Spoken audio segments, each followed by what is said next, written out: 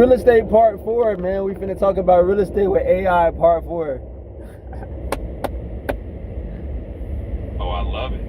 We're on a real estate journey, and AI is along for the ride. Let's dive into part 4. What's the next angle? What's the best apps to use to make money? What's the best way someone can make money from real estate?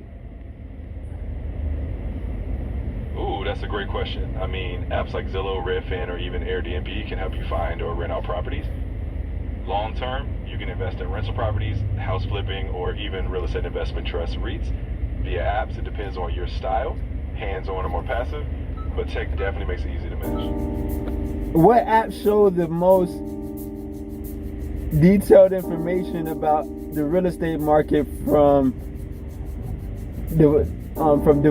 divorce filings and everything like that, and owner's name and everything like that? Exactly. Some platforms can give you really deep property data, like ownership records, transaction history, even public records like divorce filings. Of course, you got to use that info ethically, but it can help you make super informed decisions in real estate investing and negotiations. Now, how can you make money wholesaling real estate contracts? Wholesaling. Basically, you find a property under market value, get it under contract, and then assign that contract to another buyer for a fee. You don't even have to buy the property yourself. It's all about connecting motivated sellers with buyers. You earn a cut for facilitating the deal. Don't be capital needed up front. How hard is it to wholesale and make at least $7,000 a month in America? And can you wholesale in Canada too? You definitely can do it in the U.S., though it takes building a solid network, finding motivated sellers, and consistently closing deals. In Canada, you can wholesale too, but the laws can vary by province. You still need to know local regulations, but it's absolutely possible. It's just consistency and learning the ropes. So what are the give me a 5 steps for wholesaling a property in the United States. 4 or 5 steps. For sure. 1, find motivated sellers like pre-foreclosures or distressed properties. Get the property under contract at a great price. Build a list of cash buyers who want deals. 4, assign or flip that contract to a buyer for a fee. And 5, close the deal, get your profit, and repeat. It's a system you can find soon over time.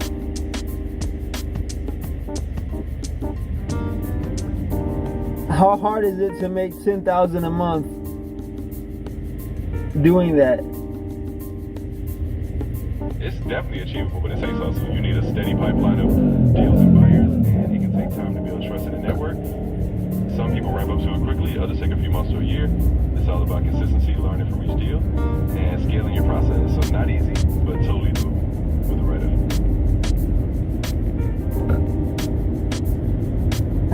Now for motivated sellers, what's the best ways to get them under contract for a fee that I could make a contract fee that I could make thousands of dollars off of wholesaling the contract? Honestly, it's all about building rapport and trust.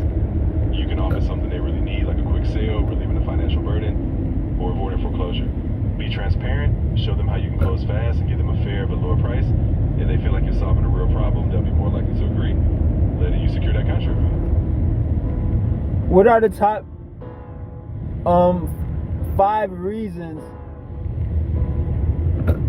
that wholesalers could get a great deal from a motivated seller that they can make thousands of dollars off of that contract with the motivated seller? Absolutely. 1, they need to sell fast, like avoiding foreclosure or looming deadline. 2, they can't afford repairs, property's in rough shape. 3, life changes, divorce, job loss, relocation. 4, inherited property they don't want to manage. And 5, financial distress, tax liens, or debt. If you can solve that, you can lock in a deal they're happy with, and you can profit.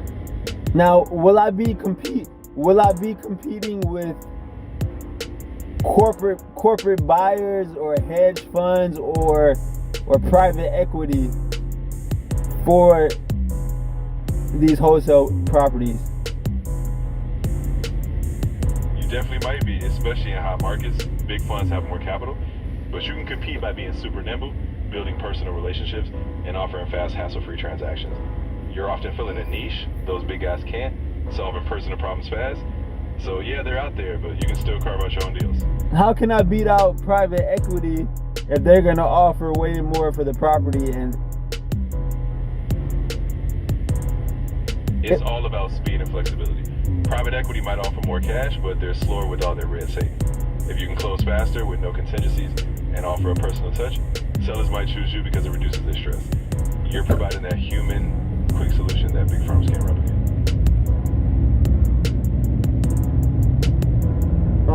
So what areas in Florida? What about virtual wholesaling? Can you talk to me about virtual wholesaling? Oh, absolutely. Virtual wholesaling is all about operating remotely. You don't have to be in the same city. You can find sellers and buyers online, use virtual tours, digital contracts, and close deals without ever visiting the property. And in Florida, certain areas like Orlando, Tampa, or Jacksonville are popular for virtual deals because of high demand and remote opportunities. So you can scale across state lines pretty easily. How do I close a deal without ever seeing the seller in person or the property in person? It's all about digital tools. You can do virtual property tours via video, use e-signature platforms for contracts, and communicate regularly over calls and video chats. Title company Or Canada. Exactly. You can do it all remotely with good photos, virtual tours, and solid communication. You can assess everything you need. So no handshakes required. Just good tech and trust. So the contract, they sign it through virtually. Exactly. You can send the contract via e-signature platforms like DocuSign or similar tools. They just sign electronically, and boom, contract's legit. It's super convenient for both of them. Can you wholesale a property without using a contract? So technically, no.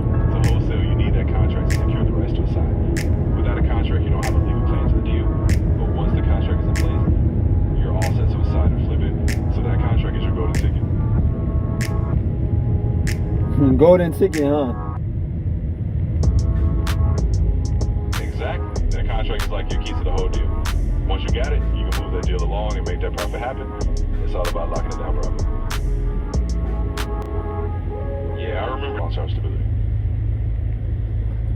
What do you think? What's the future of the housing market looking like for Canada and the United States for the next 5 years and the next 10 years and the next 2 years?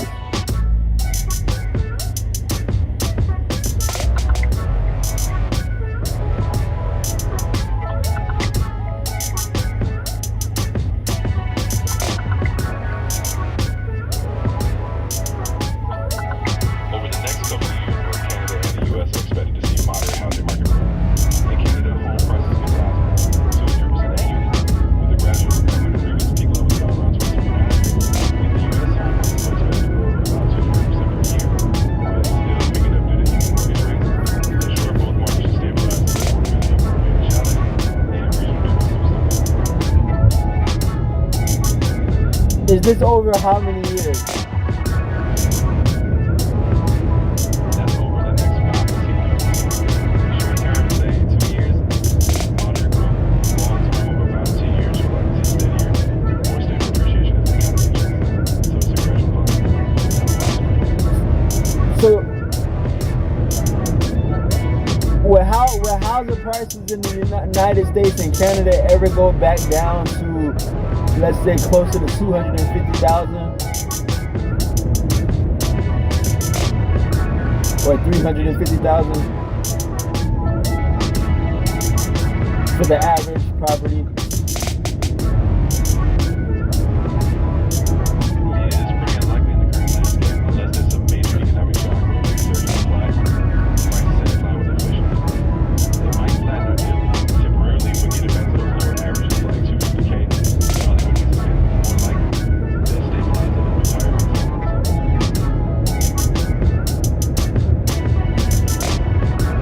Is real estate one of the best places to store? Isn't real estate pretty much a storage facility for the most part?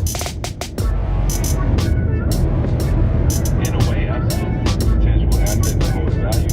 People need a place to live, doing businesses, or store things. In essence, real estate is a long-term storage of wealth.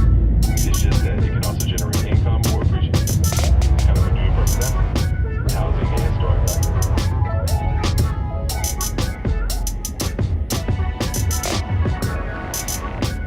Now, other than the storing stuff in your own real estate, where else is a good place to store stuff other than your own house or vehicle? For sure, storage units are super popular. People rent them out short or long term.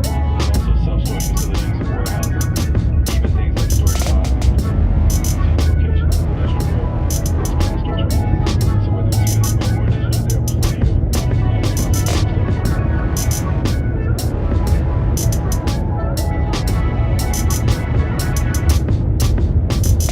So what's the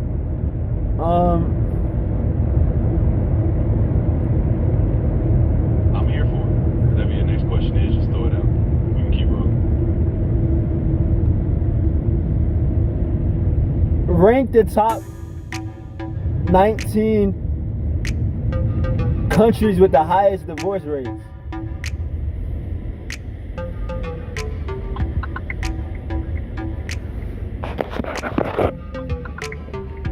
12 minutes in.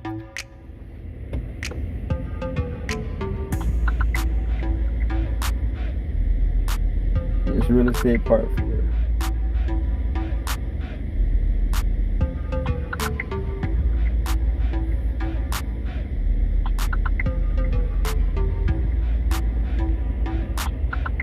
As of 2026, the countries with the highest divorce rates per 1,000 people include the Maldives, Kazakhstan, Russia, Belgium, and Belarus, with rates ranging from about 3.7 to 5.5. Other countries like China, Cuba, Ukraine, and the U.S. follow with lower but notable rates.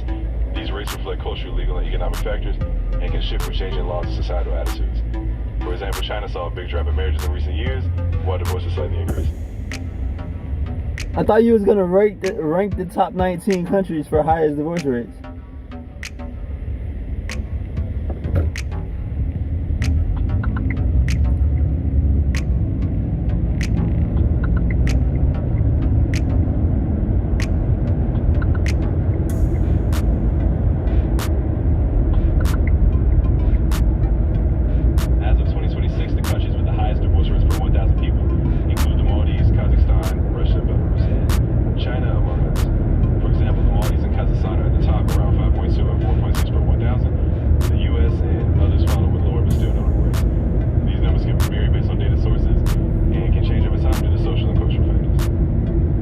What about a ranking list of the top 19?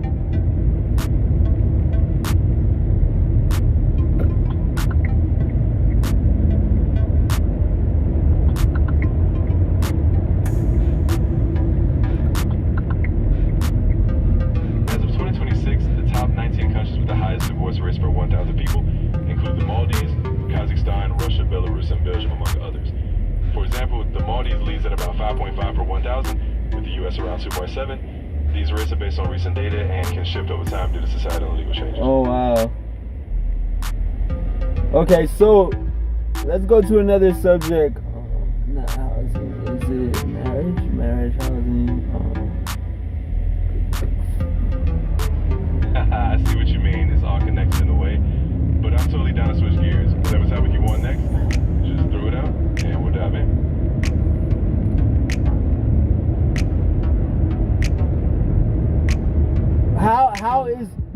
How is low fertility rates going to affect America and Canada in the future?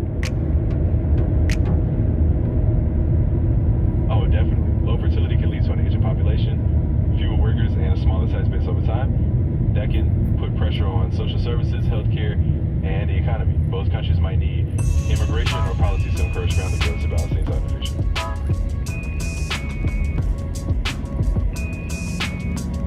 Has a country ever reversed their fertility rate once it got below replacement level? It's super rare, but it can happen. Some countries, like France and Sweden, introduce family-friendly policies like parental leave, childcare support, and financial incentives, and they help bump fertility back up a bit. It usually takes years and steady policies, but it's not impossible to shift the trend. So what's an example of a country that shifted the trend, and how low did it go to, the fertility rate, and how much did they rise it back up to?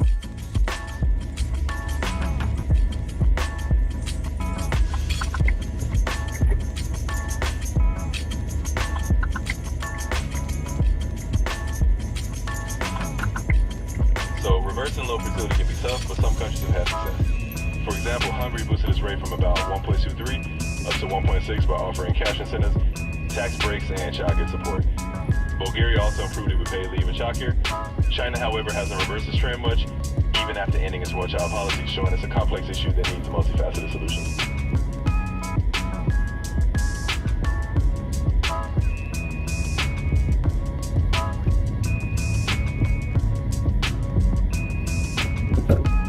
Why did China put in a one-child policy? What year did they put that in, and why did they put that in? China implemented the one-child policy in the 1980s to curb rapid population growth. At the time, the government was worried about limited resources, food supply, and economic strain. So it was a population control measure. It worked to reduce the birth rate, but it also led to an aging population and gender imbalances, which is why they eventually ended it in 2015 and moved to a two-child policy. When did they move to a two-child policy? What year?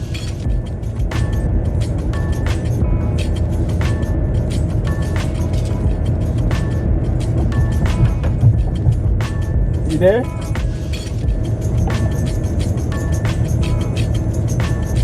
Hello? You there? So I guess that's it, man, for right now. We'll holler.